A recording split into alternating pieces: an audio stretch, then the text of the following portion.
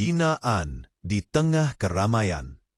Di sudut trotoar pusat kota, di antara hiruk-pikuk manusia yang bergerak tanpa henti, seorang pemuda bernama Raka duduk bersandar pada dinding sebuah toko elektronik yang sudah tutup sejak sore. Tubuhnya kurus, bahunya menurun seakan menahan beban yang tak terlihat. Rambutnya kusut, bajunya lusuh, dan celananya sudah memudar warnanya oleh debu serta hujan yang bergantian menyentuh. Di tangannya ia menggenggam gelas plastik retak, barang paling berharga yang ia miliki sekarang, yang hanya berisi beberapa receh yang ia kumpulkan sejak pagi. Orang-orang berlalu lalang di depannya. Lampu-lampu toko menyala terang, papan reklame berkedip penuh warna, dan suara kendaraan tak putus membelah udara.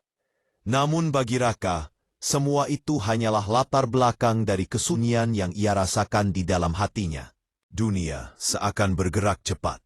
Terlalu cepat untuk seseorang seperti dirinya yang tersungkur jauh di belakang. Setiap orang yang lewat membawa cerita masing-masing. Ada yang tertawa sambil memegang minuman kopi mahal. Ada yang sibuk berbicara lewat ponsel dengan nada otoritatif. Ada pula pasangan muda yang berjalan berpegangan tangan, saling berbagi senyum hangat yang lama tidak pernah ia rasakan. Raka memperhatikan semuanya dari kejauhan, tanpa iri. Hanya hampa. Lalu datanglah seorang pria bersetelan rapi, dengan dasi berwarna biru tua dan sepatu kulit mengilap. Wajahnya mencerminkan keangkuhan seseorang yang terbiasa hidup di puncak. Ketika matanya menangkap sosok Raka yang duduk di trotoar, ia mengangkat alis dengan ekspresi jijik. "Pengemis muda tapi malas kerja," teriaknya lantang, membuat beberapa orang menoleh. "Cuma nyusahin kota." Beberapa orang yang lewat menahan tawa kecil. Ada yang menggelengkan kepala, seolah setuju. Ada pula yang mengaburkan pandangan, berpura-pura tidak melihat. Sementara itu, Raka hanya menunduk. Ia sudah terlalu sering mendengar hinaan seperti itu. Namun setiap kali kata-kata itu menghantam telinganya, hatinya tetap terasa perih. Luka itu mungkin tidak terlihat, tapi semakin hari semakin dalam. Tak ada yang tahu bahwa ia dulu bukanlah pengemis. Tak ada yang tahu bahwa dunia pernah memberikan Raka kehidupan yang layak, pekerjaan yang ia banggakan, dan keluarga yang ia cintai. Namun semuanya sirna pada hari kecelakaan itu. Hari ketika mobil yang dikemudikan seorang pengusaha mabuk menghantam kendaraan keluarganya. Ayah, ibu, dan adiknya meninggal seketika. Dan Raka hanyalah sisa dari tragedi itu. Trauma membuatnya kehilangan pekerjaan.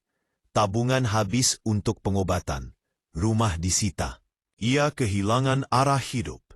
Dari seseorang yang punya masa depan cerah, ia terperosok menjadi seseorang yang bahkan dianggap tak pantas mendapat rasa hormat.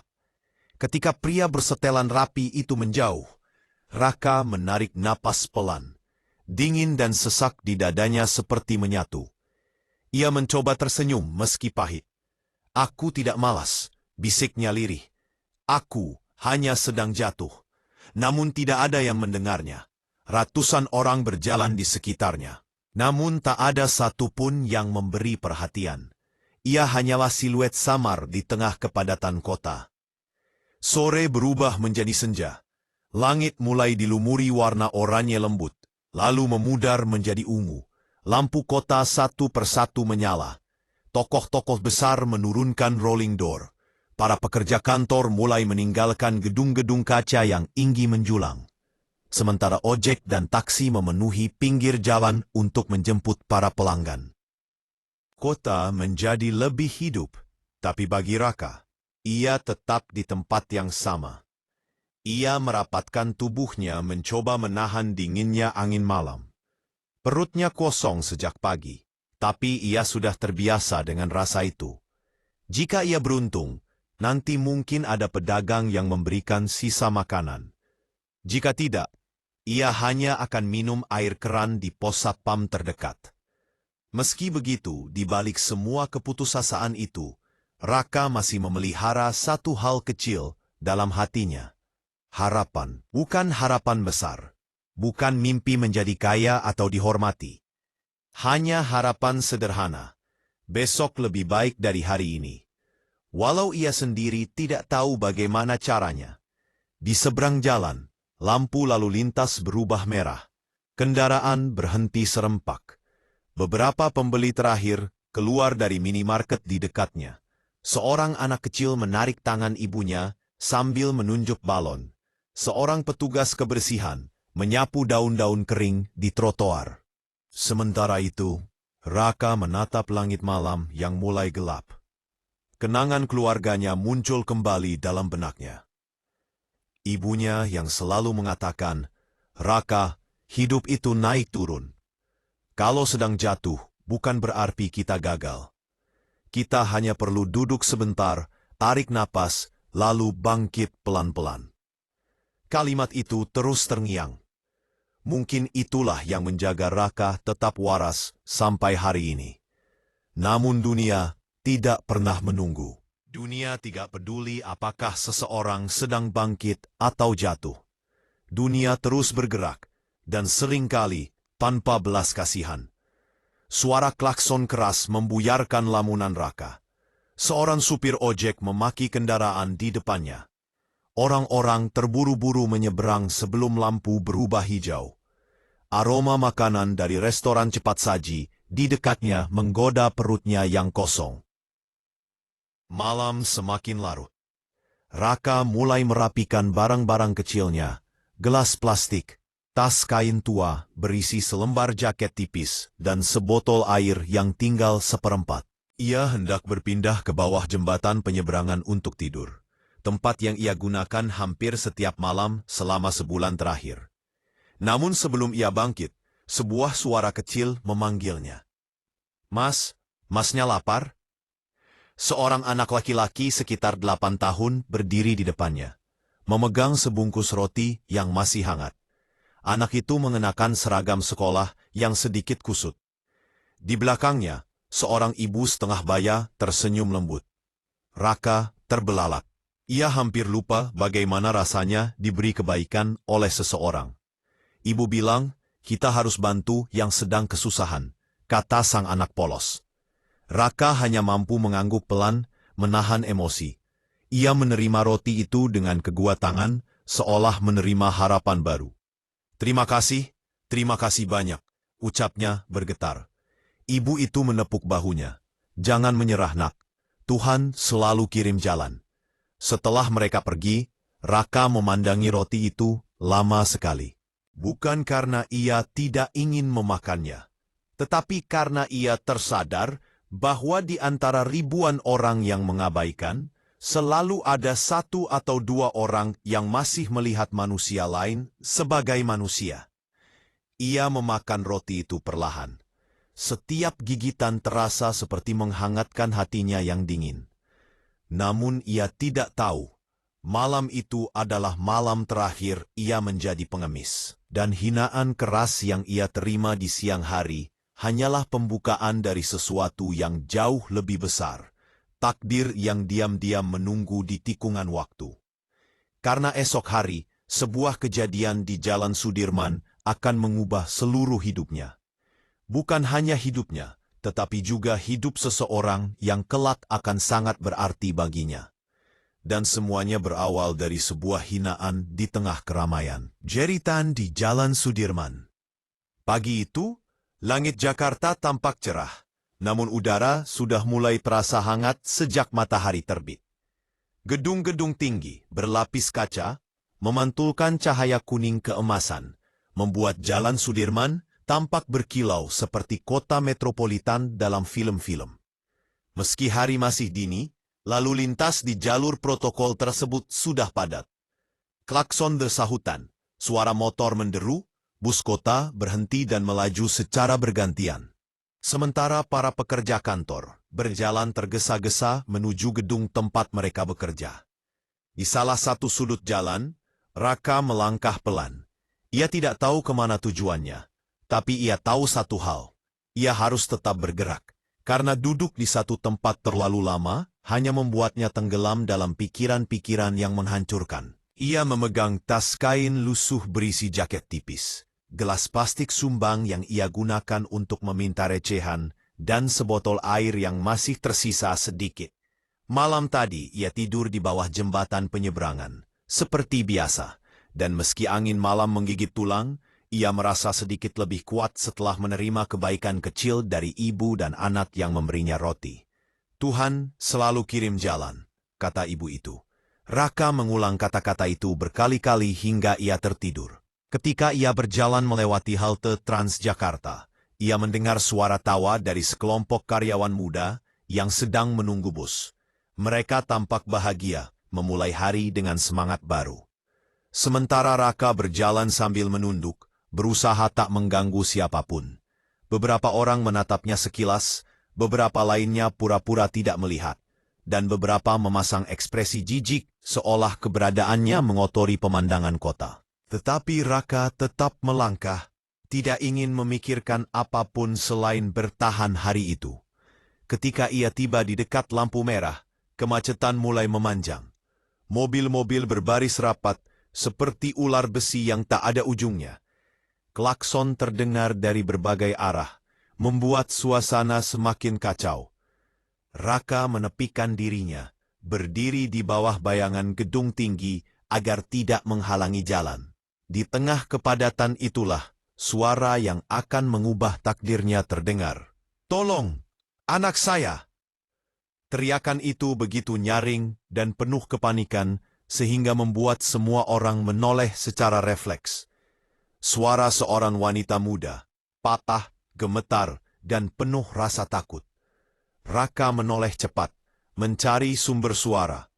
Dan saat ia menemukannya, darahnya seakan berhenti mengalir. Di tengah jalan yang ramai, seorang gadis kecil berusia sekitar 5 tahun berdiri terpaku. Wajahnya pucat, matanya melebar ketakutan. Ia tidak bergerak sama sekali. Entah bagaimana, ia terlepas dari pegangan seseorang dan berlari ke tengah jalan saat lampu berubah hijau. Di belakangnya, seorang wanita berseragam kerja berlari sambil menangis histeris. Namun bahaya sudah terlalu dekat. Sebuah mobil sport merah melaju kencang dari kejauhan. Sopirnya tidak melihat bahwa seorang anak kecil berdiri tepat di jalur rodanya. Orang-orang di trotoar menjerit, beberapa menutup mulut. Beberapa berteriak memanggil sang sopir, namun semuanya hanya berlomba-lomba menciptakan suara panik tanpa tindakan. Waktu seolah melambat. Gadis kecil itu tidak bergerak, kakinya terpaku ke aspal. Mobil itu terus melaju, sang ibu menjerit semakin keras. Dan Raka, tanpa sadar tubuhnya bergerak sebelum otaknya sempat berpikir. Ia berlari, bukan lari biasa, lari sekuat tenaga, lari seorang manusia yang tidak memikirkan keselamatannya sendiri. Ia mendengar klakson bersahutan. Ia mendengar teriakan orang-orang. Ia bahkan melihat detik-detik mobil itu semakin mendekat. Tapi langkahnya tidak berhenti. Tangan-tangannya mengayun keras, kakinya menghentak aspal, napasnya memburu, dan matanya terkunci hanya pada satu tujuan. Menyelamatkan anak itu. Hanya itu yang penting. Dalam hitungan detik, ia mencapai gadis itu. Ia meraih tubuh kecilnya, mengangkatnya ke dada, lalu melompat dan berguling di pinggir jalan tepat sebelum mobil sport itu melintas cepat, menyisakan hembusan angin keras dan suara gesekan ban yang memekakkan telinga. Gadis kecil itu menangis tersedu-sedu dalam pelukan Raka. Tubuhnya gemetar ketakutan, tetapi ia selamat. Suasana hening seketika. Semua orang yang tadi hanya menonton kini terpaku. Beberapa mulut terbuka.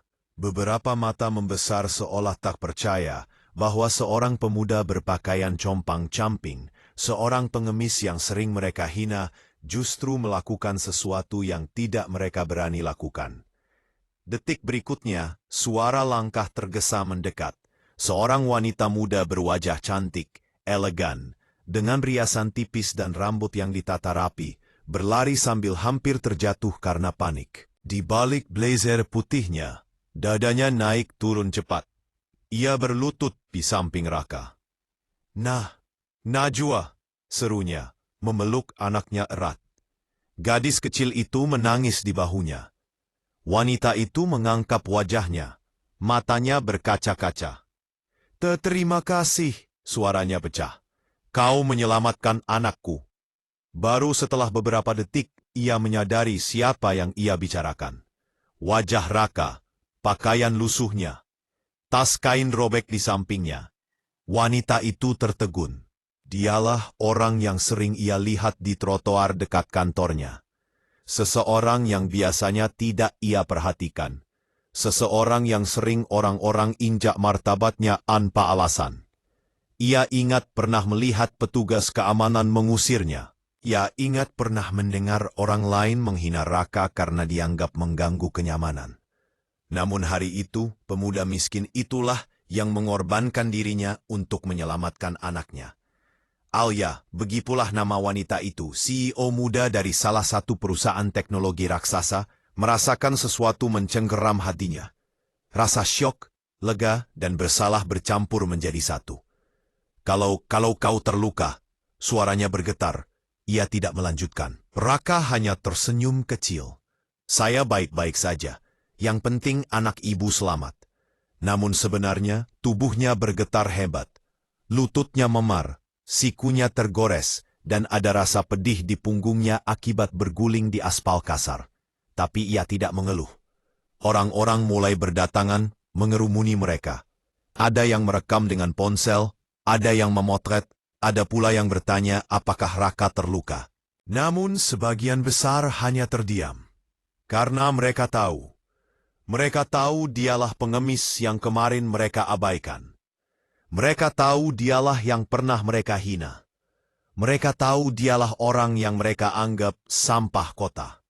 Dan hari ini, orang yang paling mereka remehkan justru melakukan tindakan paling berani. Beberapa orang yang pernah mencibir Raka, kini tidak berani menatap wajahnya.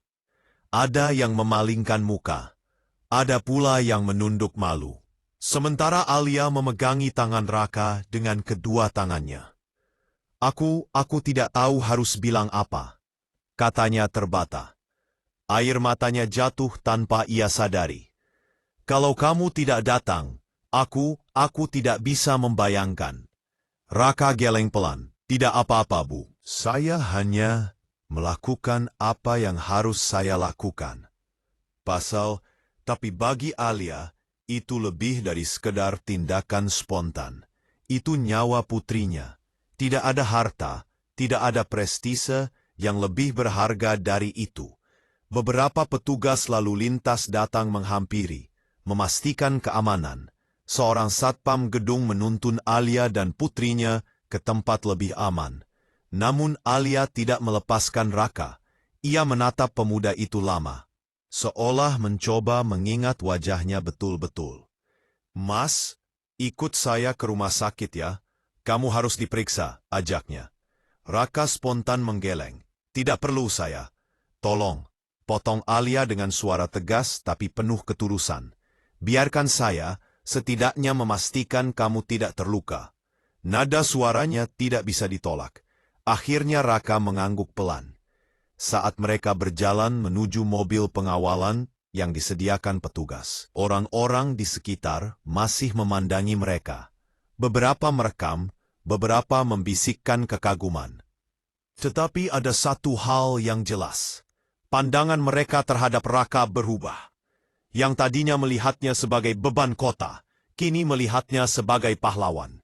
Yang tadinya mengira ia pemalas, kini melihat keberanian yang tak mereka miliki. Yang tadinya menganggapnya tidak berharga, kini menghormatinya. Dan dalam langkah-langkah itu bagi Raka, dunia terasa sedikit berbeda, sedikit lebih hangat, sedikit lebih manusiawi. Ia tidak tahu bahwa peristiwa itu baru permulaan, dan bahwa hidupnya akan berubah total dalam waktu yang sangat singkat. Karena gadis kecil yang ia selamatkan bukan hanya anak dari seorang CEO muda, tetapi pewaris salah satu kerajaan bisnis terbesar di negeri ini. Dan balasan yang akan ia terima jauh melebihi apapun yang pernah ia bayangkan. Wow, Monu Munayan. Suara monitor rumah sakit, bau antiseptik, dan selimut tipis yang menyelimuti tubuhnya membuat Raka membuka mata perlahan. Ia sempat tak percaya berada di tempat senyaman itu. Kasurnya empuk, lampu tidak terlalu terang, dan ruangan itu seperti bukan tempat untuk seseorang sepertinya. Seseorang yang biasanya tidur di bawah jembatan, di trotoar, atau di bekas lapak yang sudah ditinggalkan pedagang. Ketika matanya sepenuhnya terbuka, ia melihat sosok Alia duduk di sofa kecil dekat ranjang. Masih mengenakan gaun kerja, namun rambutnya sedikit berantakan. Seakan ia tidak pulang sejak kejadian di Jalan Sudirman 3 jam lalu. Di pangkuannya, Najwa, putrinya, tertidur pulas, memeluk boneka kecil yang baru dibeli pagi itu. Alia menoleh ketika Raka menggerakkan tubuhnya. "Mas Raka, sudah sadar?" tanyanya.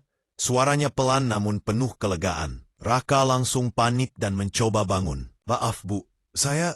Tidak, potong Alia sambil berdiri menghampirinya. Ia meletakkan tangan lembut di bahu Raka. "Kamu baru saja menyelamatkan nyawa anakku. Kamu berhak istirahat." Raka menunduk, wajahnya memerah. "Saya cuma kebetulan lewat." Alia menggeleng pelan.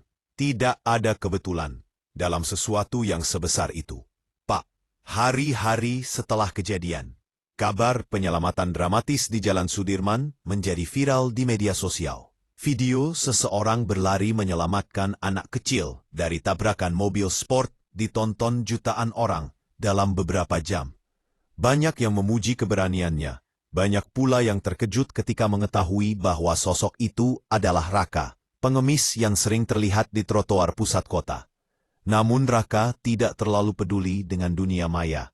Ia hanya bersyukur Najwa selamat dan ia tidak mengalami cedera parah. Beberapa luka di siku dan lututnya sudah dibalut rapi oleh perawat. Pada hari ketiga setelah kejadian, Alia datang ke tempat penampungan sederhana yang ia sediakan untuk Raka selama masa pemulihan. Ia membawa kabar bahwa ayahnya ingin menemui Raka secara langsung. Raka terkejut. "Ayah ibu? Yang miliarder itu?" Alia terkekeh pelan. "Ya, yang sering muncul di kolom berita ekonomi itu." Raka langsung menelan ludah. Ia tidak terbiasa menghadapi orang penting, apalagi seseorang yang menguasai belasan perusahaan raksasa. "Tapi, kenapa saya harus bertemu?" Karenamu, Najwa masih hidup," jawab Alia lembut. "Ayah ingin menyampaikan terima kasihnya sendiri." "Baik." Kantor keluarga konglomerat. Bangunan itu menjulang tinggi, dengan puluhan lantai dan kaca mengilap yang memantulkan langit cerah.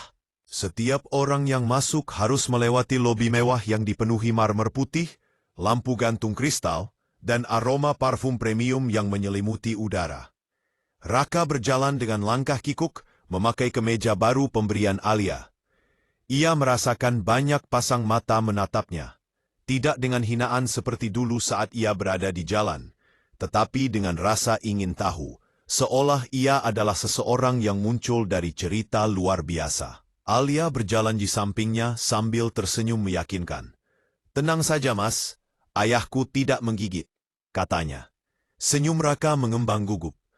"Saya cuma takut tidak pantas masuk ke tempat seperti ini." Alia menatapnya. "Mas Raka lebih pantas daripada banyak orang di sini." Kata-kata itu membuat jantungnya bergetar pelan. Mereka naik lift menuju lantai yang paling atas. Lantai yang hanya digunakan keluarga pemilik perusahaan. Pintu lift terbuka pada ruangan luas dengan pemandangan kota Jakarta yang megah. Di tengah ruangan itu, berdiri seorang pria tua berusia sekitar 70 tahun. Tubuhnya tegap, meski rambutnya sudah memutih. Tatapannya tajam namun penuh kewibawaan. Dialah Tuan Mahendra, salah satu miliarder paling berpengaruh di negeri ini. Ketika Alia memperkenalkan Raka, Mahendra mendekat, menatap pemuda itu lama seolah ingin memahami siapa dirinya. Lalu, tanpa basa-basi, pria tua itu menepuk bahu Raka dengan kedua tangannya. "Anak saya hidup karena Anda. Cucu saya tersenyum hari ini karena Anda." Suaranya berat namun hangat. "Apapun yang Anda butuhkan, rumah ini akan menyediakannya." Raka tertegun. Tenggorokannya kering.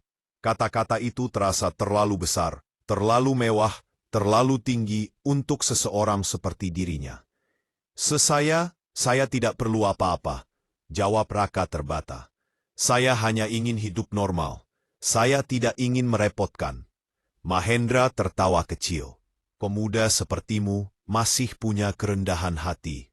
Dunia butuh lebih banyak orang seperti itu. Alia menimpali dengan senyum lembut. Kami tidak ingin membuatmu terbebani. Kami hanya ingin memberimu kesempatan yang selama ini dunia ambil darimu. Kami punya program pelatihan, beasiswa internal, pekerjaan tetap, lanjutnya. Gaji yang layak, tempat tinggal yang bersih, pelatihan kerja, pendidikan apapun yang kamu mau. Raka menggeleng cepat. Tapi kenapa saya? Alia memandangnya dalam-dalam. Karena kamu menyelamatkan sesuatu yang tidak ternilai. Karena kamu pantas. Mahendra mengangguk. Dan karena kami percaya, orang baik seperti kamu hanya butuh satu pintu kecil untuk kembali bangkit. Untuk pertama kalinya, setelah bertahun-tahun hidup dalam bayang-bayang kehilangan dan keputusasaan, Raka merasa dunia membuka tirai baru untuknya. Tirai yang ia pikir tak akan pernah terbuka lagi. Hidup baru yang tak pernah ia bayangkan. Dalam waktu singkat, hidup Raka berubah drastis. Ia mendapat kamar sederhana di salah satu apartemen milik perusahaan. Bersih, wangi, dan lengkap dengan fasilitas dasar. Tidak megah, tetapi jauh lebih nyaman dari trotoar manapun yang pernah ia tiduri. Setiap pagi ia pergi bekerja sebagai asisten operasional di salah satu divisi perusahaan. Ia diberi pelatihan tentang cara kerja kantor, etika profesional, hingga manajemen waktu. Rekan-rekan kerja awalnya heran mengapa pemuda itu diperlakukan istimewa. Namun setelah mendengar kisahnya, mereka mulai menghormatinya. Raka belajar dengan cepat. Ia rajin, sopan, dan selalu datang paling pagi. Dalam beberapa minggu, ia menjadi salah satu karyawan favorit di divisinya. Selain gaji tetap yang layak, Mahendra juga membuka rekening tabungan atas nama Raka dan mengisi saldo awal yang cukup besar. Sesuatu yang membuat Raka hampir pingsan ketika melihat jumlahnya. Anggap saja ini terima kasih kecil, kata pria tua itu sambil tersenyum. Alia pun sering memeriksa keadaannya. Kadang ia mengajak Raka makan siang di kantin gedung kantor. Kadang menanyakan perkembangan pekerjaannya. Kadang mengantarnya pulang jika hari sudah terlalu malam. Najwa, yang mulai akrab dengannya, selalu memanggilnya Paman Raka dan sering memeluknya setiap kali bertemu. Kehangatan itu terasa seperti keluarga baru. Seperti sesuatu yang sudah lama hilang dari hidupnya. Pengakuan dari dunia, media mulai meliput kisah Raka. Banyak artikel menuliskan tentang pengemis yang menjadi pahlawan. Sejumlah influencer membagikan kisahnya. Dan perusahaan tempat Raka bekerja menjadikan kisah itu sebagai contoh bagaimana kebaikan selalu layak dibalas. Beberapa orang yang dulu menghina Raka di jalan, bahkan mencari keberadaannya ingin meminta maaf secara langsung. Namun Raka tidak pernah menyimpan dendam. Ia hanya tersenyum dan memaafkan.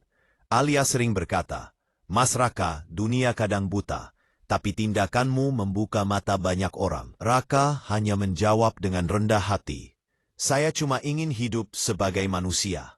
Kesempatan baru, masa depan baru." Suatu sore, ketika matahari menembus kaca gedung dan menyinari ruang kerja Raka, Mahendra memanggilnya ke ruangannya. "Raka," katanya sambil menatap kota dari balik jendela, "jika kamu mau sekolah lagi, kami akan menyokongmu. Kuliah, pelatihan bisnis, atau apapun yang kamu pilih." Raka terkejut. "Pak, saya dulu cuma sempat sekolah sampai SMA. Saya tidak punya biaya untuk..." "Sekarang kamu punya," potong Mahendra. Alia melangkah masuk, membawa map berisi program pendidikan. "Dan kamu layak mendapat semuanya." Raka menunduk. Air matanya menetes tanpa ia sadari. Ia tidak pernah meminta balasan, bahkan tidak pernah membayangkan hidupnya berubah sejauh ini. Namun dunia membalas kebaikannya dengan cara yang tak pernah terduga. Dari pengemis menjadi pemuda terhormat. Setahun berlalu, Raka kini tinggal di apartemen lebih layak, bekerja sebagai staf manajemen junior setelah lulus pelatihan profesional, dan mulai mengikuti program beasiswa internal untuk melanjutkan kuliah bisnis. Hidupnya tidak lagi berada di jalan. Ia kini berjalan bersama orang-orang yang dulu hanya bisa ia lihat dari kejauhan. Setiap kali ia bertemu Najwa, gadis kecil itu selalu menelungkupkan kedua tangan dan berkata, "Terima kasih ya, Paman Raka, karena Paman aku masih bisa main sama Mama." Dan setiap kali mendengar itu, hati Raka selalu meleleh. Ia kini bukan lagi seseorang yang dianggap sampah kota. Ia bukan lagi pengemis yang dihina di keramaian. Ia bukan lagi bayangan yang berjalan tanpa masa depan. Ia menjadi seseorang yang dihormati, seseorang yang dijaga, seseorang yang disayangi keluarga miliarder yang nyawanya pernah ia selamatkan. Dan seluruh dunia pun akhirnya mengerti satu hal. Kadang tangan yang paling diremehkan adalah tangan yang paling berjasa.